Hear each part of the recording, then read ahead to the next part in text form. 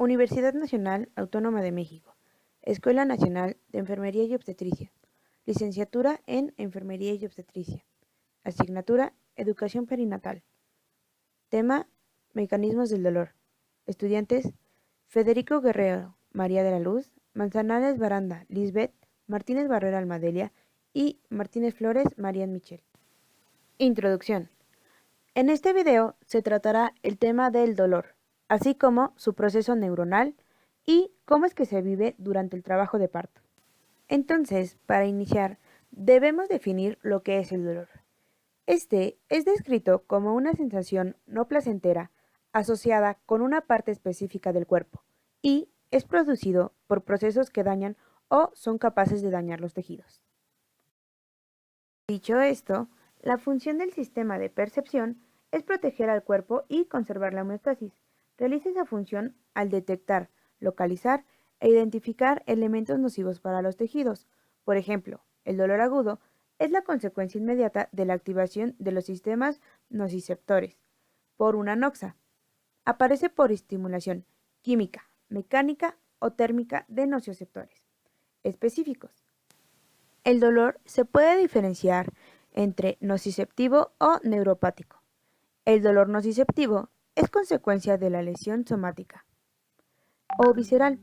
Por otro lado, un dolor neuropático es el resultado de una lesión y alteración de la transmisión de la información nociceptiva, y esta se debe presentar a nivel sistema nervioso central o periférico. Los estímulos causantes del dolor se llaman noxas y son detectados por receptores sensoriales específicos llamados nociceptores. Ellos son identificados como fibras C y fibras A delta, los cuales responden selectivamente a estímulos. Estos mismos son terminaciones nerviosas libres con cuerpos celulares en los ganglios de las raíces dorsales con terminación en el asa dorsal de la médula espinal. Los nociceptores se encuentran en todo el cuerpo.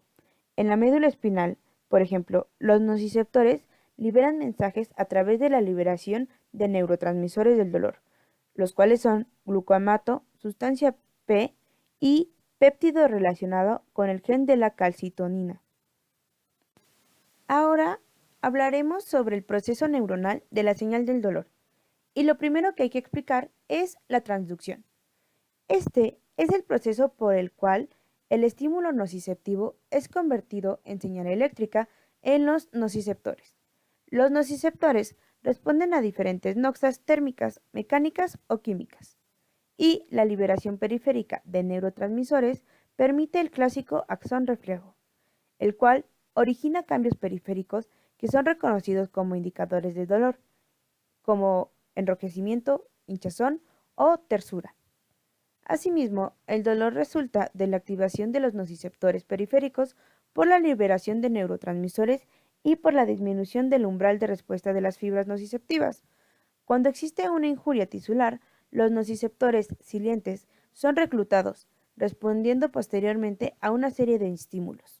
La siguiente etapa es la transmisión y se refiere a la información de la periferia que es transmitida a la médula espinal, luego al tálamo y finalmente a la corteza cerebral. La información es transmitida a través de dos neuronas nociceptivas aferentes primarias, fibra C o nociceptores polimodales C. Dentro de esto, el haz espinotalámico es la vía más importante para el descenso de las señales aferentes del dolor de la médula espinal a la corteza y se subdivide en neoespinotalámico y paleoespinotalámico. El tálamo inicia la interpretación de la mayoría de los estímulos nociceptivos, los cuales siguen a la corteza cerebral. La siguiente etapa es la modulación.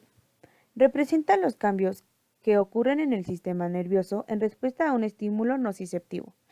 El mismo permite que la señal nociceptiva recibida en el asta dorsal de la médula espinal sea selectivamente inhibida, de manera que la señal a los centros superiores es modificada. Opioides endógenos y exógenos pueden actuar en los terminales presinápticos de los nociceptores aferentes primarios vía receptor opioide, a través de un bloqueo indirecto de los canales de calcio y apertura de los canales de potasio. Por último está el sistema modulador descendente, el cual es la activación del sistema descendente por las endorfinas a través de receptores específicos, los opioides. Dicho sistema se activa alrededor de la sustancia gris periacueductal del mesencéfalo. Estas neuronas se proyectan a la formación reticular medular y al lucus ceruleus, donde se produce serotonina y norepinefrina respectivamente. Las fibras descendentes luego se proyectan hasta los folículos dorsolateral del asa dorsal de la médula espinal para la sinapsis con la neurona aferente primaria. Las neuronas moduladoras descendentes del dolor tienen las siguientes funciones: liberar neurotransmisores en la médula espinal, los cuales son serotonina y norepinefrina, activar interneuronas que liberan opioides en el asta dorsal, la liberación de serotonina y norepinefrina, y estas originan la inhibición de la liberación de transmisores del dolor en las señales eferentes nociceptivas.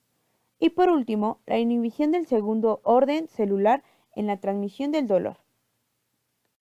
Por último, hablaremos del dolor durante el trabajo de parto.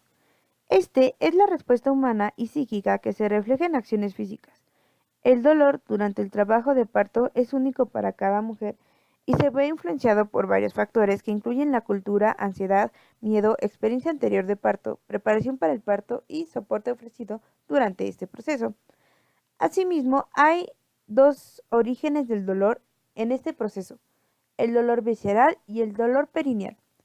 El dolor visceral aparece durante la primera etapa de parto, donde sucede la dilatación cervical causada por la contracción uterina.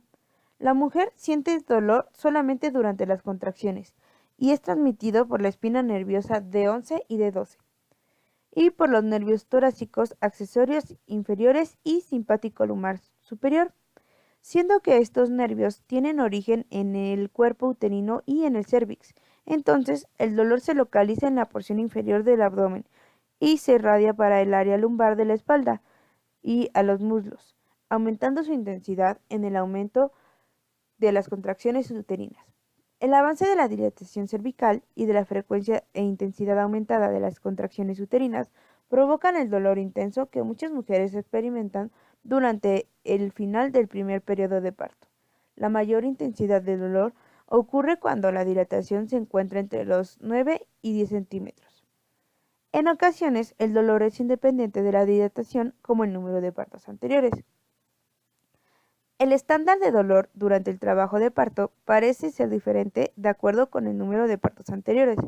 Al inicio de la primera fase del trabajo de parto, las mujeres nulíparas experimentan en promedio mayor dolor de lo que las multíparas.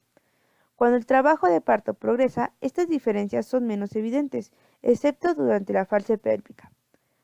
Por causa de que la mayoría de los estímulos durante la fase de dilatación del trabajo de parto es atribuido al cérvix y al segmento inferior del útero, que son estructuras muy flexibles, sobre todo en mujeres que ya dieron a luz previamente. Cuando el trabajo de parto progresa dentro de la fase pélvica del parto, estas mismas características pueden conducir a una percepción aumentada de dolor como resultado de la velocidad y rapidez con el que el feto frecuentemente baja a través de la pelvis materna.